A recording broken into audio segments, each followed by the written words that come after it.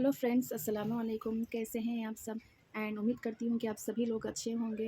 एंड मैं यहाँ बनाने वाली हूँ एक बोल्ड फ्लावर डिज़ाइन, जिसे शायद आप लोगों को पसंद आए। एंड पसंद आए तो मेरे चैनल को लाइक कीजिए, शेयर कीजिए एंड कमेंट भी कीजिए। कमेंट में बताइएगा कि आप लोगों को मेरा डिज़ाइन कैसा लगा। तो चलिए चलते हैं, आज का न्यू डिज़ाइन स्टार्ट करते हैं।